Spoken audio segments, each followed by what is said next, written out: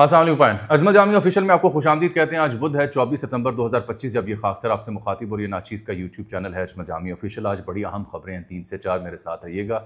एक तो इस्लामी नज़रियाती कौंसिल ने इंजीनियर मोहम्मद अली मिर्ज़ा साहब के हवाले से बहुत बड़ा फ़ैसला कर लिया है, बल्कि फ़तवा जारी कर दिया है। उन्हें गुस्ताख करार दिया गया है। उसकी जो तफसीलात हैं वो बहुत संगीन नौइयत की हैं। He is in real trouble now. ये इस्लामी नज़रियाती कौंसिल के पास केस कैसे पहुंचा, उनके ऊपर मुकदमा क्या था, उन्होंने कहा क्या था और अब इस्लामी नज़रियाती कौंसिल ने क्या फ़ैसला सुनाया है, इसकी डिटेल्स मैंने इकट्ठी की हैं। कुछ लोगों से मेरी गुफ्तगू हुई। नंबर 2, फलक जावेद साहब हैं, PTI की कारकुन है। वो रात को उनको पकड़ा गया। वो हैं कहाँ, इस्लामाबाद या लाहौर? मेरे पास उस सिलसिले में एक अहम खबर मुख्तलिफ सहाफ़ी ने उसके ऊपर मालूमात शेयर कर रखी है, वो भी डिस्कस करेंगे। साहबजादा आमिर रज़ा साहब मुस्ताफ़ी हो गए हैं तहरीक तहफ़्फ़ुज़ पाकिस्तान के ओहदे से।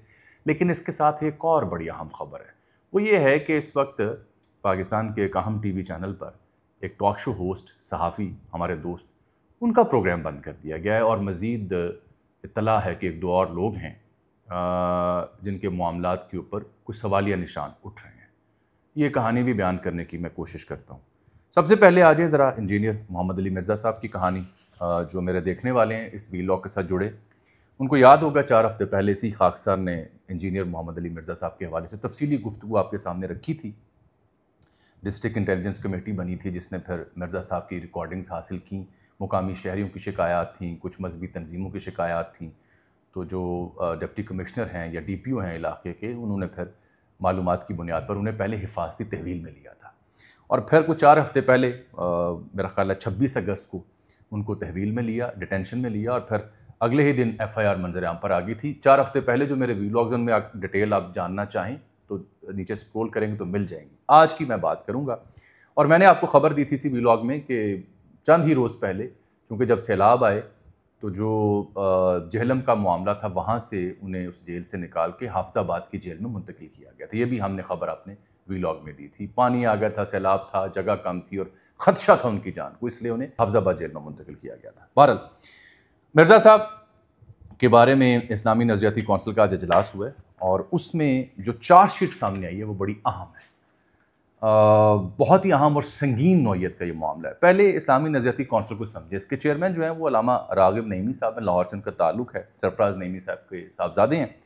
1973 के आइन में ये शिक डाली गई थी। हमारे आइन में 227 नंबर शिक है कि जी कोई भी कानून जो है मुल्क का वो कुरान और सुन्नत के मुनाफी नहीं होगा और फिर सदर हों, गवर्नर हों, असम्बली हो, वो किसी भी अहम मामले के ऊपर शरई रहनुमाई लेने के लिए इस्लामी नज़रियाती कौंसिल से रुजू करेगी। तो आजकल इस कौंसिल के सरबराह हैं अल्लामा रागिब नईमी साहब। 20 अरकान पर मुश्तमिल ये इस्लामी नज़रियाती कौंसिल होती है। इसमें तमाम मकातब फ़िक्र भी शामिल होते हैं और 4 कम अज़ कम ऐसे लोग शामिल किए जाते हैं जो 15 बरस से उससे ज़ायद इस्लामी मामलात के ऊपर तालीम और तहकीक से वाबस्ता रहे हों। किबला अयाज़ आपको याद होगा 2 बार इसके चेयरमैन रहे।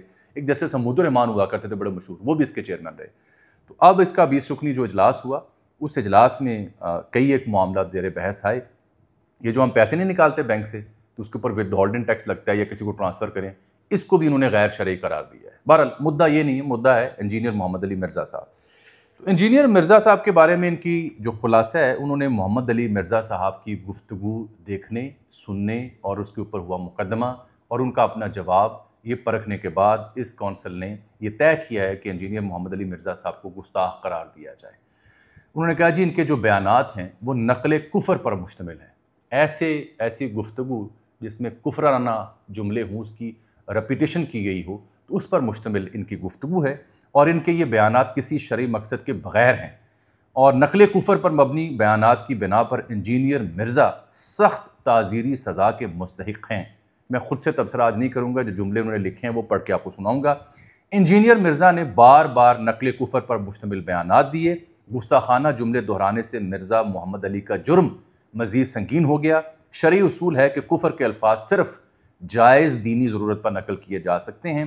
कुफर के अल्फाज सिर्फ बातिल की तरदीद, तालीम या तंबीह के मकसद से नकल किए जा सकते हैं। बिला ज़रूरत ऐसे जुमले जो इंजीनियर साहब ने दोहराए वो नाजायज़ और सख्त गुनाह हैं और बिलखुसूस हुर्मत रसूल कुर्बान जवाब सरकार सल्लम उनके ग़ुलामों पर उनके मामले में बिला ज़रूरत तौहीन आमेज़ जुमले दोहराने की कतन इजाज़त नहीं। ये खुलासा है, मेरे पास ये पड़ा है उनका तफसीली जो फ़ैसला है। ये मैं कोशिश करूँगा वीलॉग में भी साथ नत्थी हो जाए।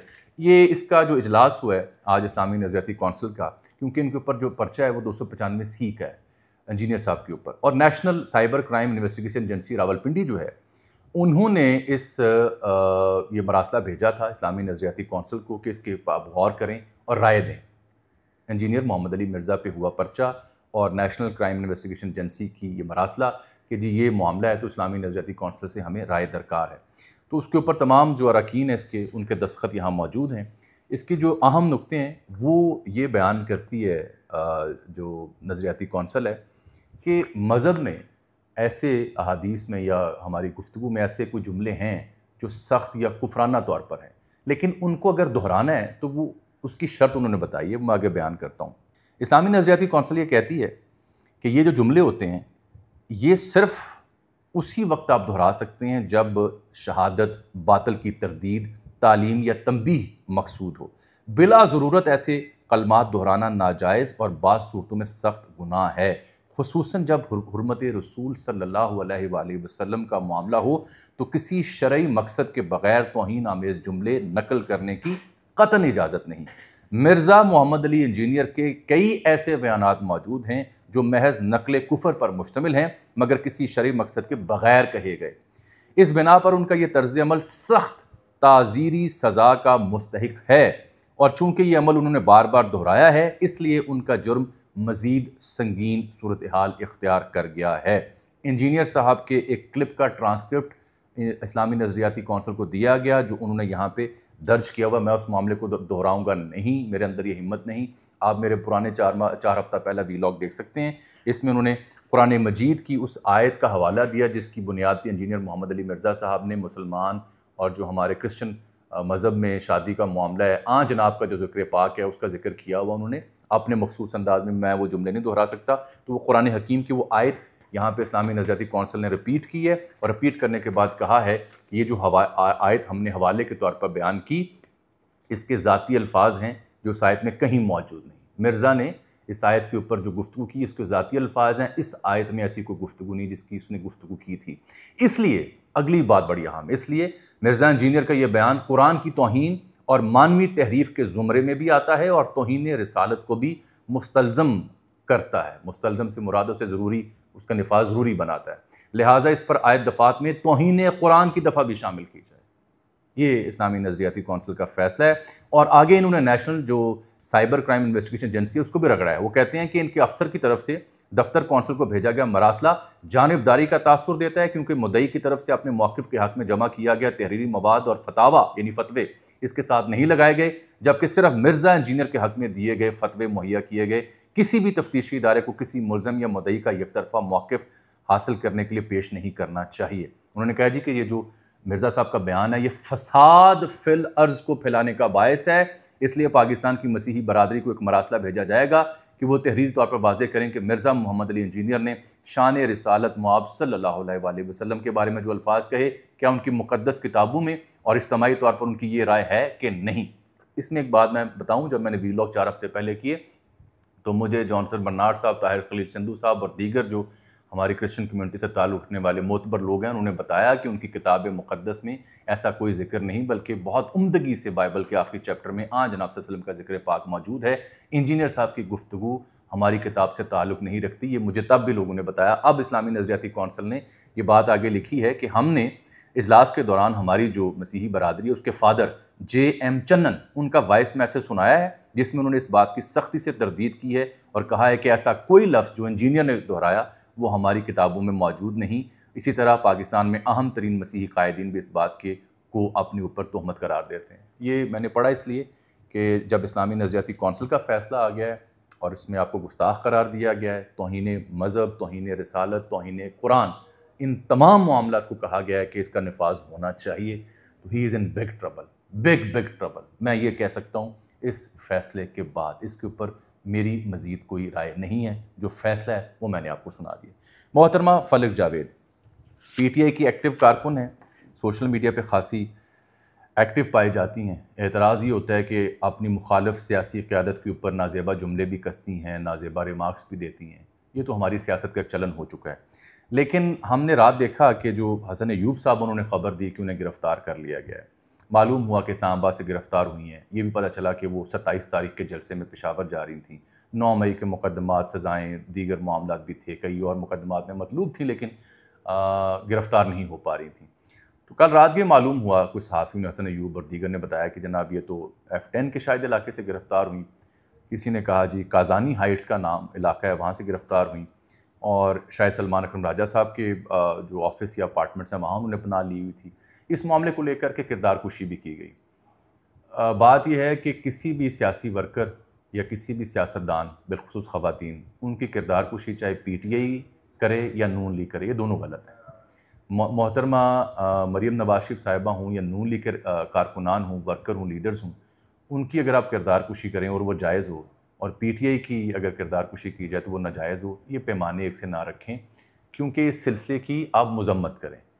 चाहे फलक जावेद के ऊपर कैरेक्टर असैसिनेशन हो, चाहे नून लीग की किसी रहनुमा के ऊपर हो, पीपल्स पार्टी के ऊपर हो। मेरा बेसित पाकिस्तानी और सहाफ़ी काम यह कि मैं ये कहूँ कि वो भी गलत था, ये भी गलत है, और आइंदा भी ऐसा कुछ होगा तो वो भी गलत है। किरदार कुशी ना करें। ये बताएं फलक जावेद को क्यों गिरफ़्तार किया गया, किस मुकदमे में गिरफ़्तार किया गया, उन पर इल्ज़ाम क्या है और वो कहाँ है, ये उसका हक़ है। इस तरह की गिरफ़्तारी माजी में कोई हुई हो वो भी गलत, अब हुई हो तो अब भी उनका हक़ है जानने का कि उनके साथ हुआ क्या है। लेकिन ये जो आपको सोशल मीडिया पे घुमाया जा रहा है कि जी उनके बारे में अजीबोगरीब गुफ्तगू की जा रही है, अगर उन्होंने किसी सियासी जमात के बारे में नाजेबा गुफ्तगू की है तो मैं उसकी वकालत नहीं कर सकता, ना करूँगा कभी। तो यहाँ शाहिद असलम साहब ने एक ट्वीट किया है, लेकिन उससे पहले मैं ख़बर आपको दे देता हूँ। मेरे पास इत्तला ये है कि ये जो फलक जावेद हैं, ये गिरफ़्तार तो इस्लामाबाद से हुई या पकड़ा वहाँ से गया, अब ये लाहौर में है, और अब इस्लामाबाद हाई कोर्ट से भी रुजू किया और उनकी फ़ैमिली लाहौर भी जा रही है, पता चल सके किसने गिरफ़्तार किया, इल्ज़ाम क्या है। शाहिद असलम साहब ने खबर दी है कि फलक जावेद 2-2.5 साल से 9 मई केसेस में रूपोश थी और इनके खिलाफ FIA में एक मुकदमा पंजाब की वज़ीर इत्तलात उज़्मा बुखारी ने भी दर्ज कराया था। फलक जावेद ज़्यादातर लाहौर में ही रहीं और गुज़िश्ता रोज़ गिरफ्तारी इस्लामाबाद एक्सप्रेस वे पर वाक़े काज़ानी हाइट्स के उस अपार्टमेंट से हुई जो उनकी एक खातून दोस्त के ज़रिए बुक करवाया गया, जहाँ से वो पेशावर जलसे के लिए जाना चाहती थी। और शायद साहब लिखते हैं कि लाहौर से उनके खावंद शकील रियाज, जो कि PTI के वर्कर हैं, उन्हें बस अड्डे पर छोड़ा, जबकि उनके 5 बच्चों में से कोई भी उनके हमरा नहीं था। फलक जावेद डाइवो बस के ज़रिए इस्लामाबाद पहुंची, जिसके बाद उबर के ज़रिए वो काज़ानी हाइट्स पहुंची और आधे घंटे के अंदर इस बिल्डिंग को पुलिस और दीगर कानून नाफिज करने वाले इदारों ने घेर लिया। कंट्रोल रूम में लगे कैमरों की मदद से उनको तलाश किया गया, क्योंकि जैसे पहले कहा कि यहाँ अपार्टमेंट अपने नाम पे नहीं बल्कि किसी खातून दोस्त के नाम पे बुक करवाया गया और गालिबन Airbnb के ज़रिए बुक करवाया गया।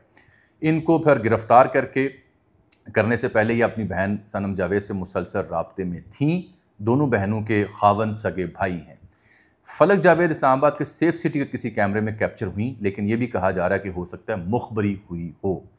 अब ये 3-4 और लोग हैं PTI के जिनके ऊपर नज़र है, और वो भी चूँकि इश्तिहारी हैं तो मामला आगे बढ़ेगा। इनकी गिरफ़्तारी को देखते हुए मुझे लग रहा है कि हालात और सख्त हो सकते हैं। ऐसे लोग जो मतलूब हैं उनके गिर्द हालात सख्त हो सकते हैं। मेरा तो इसमें एक ही वन लाइनर है जनाब, वो ये है कि इनके ऊपर इल्ज़ाम क्या है, मुकदमा क्या है और क्यों गिरफ़्तार किया, ये पब्लिक की जानी चाहिए चीज़ें। इस तरह से रूपोश करना, पकड़ लेना, ये ना पहले ठीक था ना अब ठीक है। खामखा मुतनाज़ होने वाली बात है। रहेगी बात किसी शख्स के किरदार की, तो किरदार कुशी इनकी भी गलत है, इनसे पहले भी अगर इन्होंने की किसी की, वो भी गलत है, हम उसकी तायद नहीं कर सकते। मैंने तीसरी बड़ी अहम खबर आप आज को देनी है, वो मीडिया से जुड़ी खबर है। मीडिया से जुड़ी खबर अफसोसनाक है।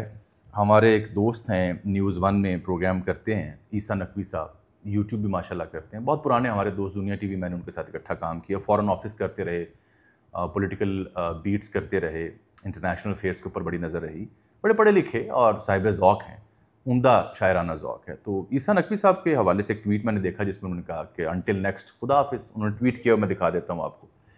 तो उसके बाद सोशल मीडिया पे तबसरा होना शुरू हो गया, शायद इनका प्रोग्राम भी बंद कर दिया गया। मैंने उनसे रब्ता किया, उन्होंने कहा यार बात ये है, अब मैं उनके अल्फाज आपको बता रहा हूँ।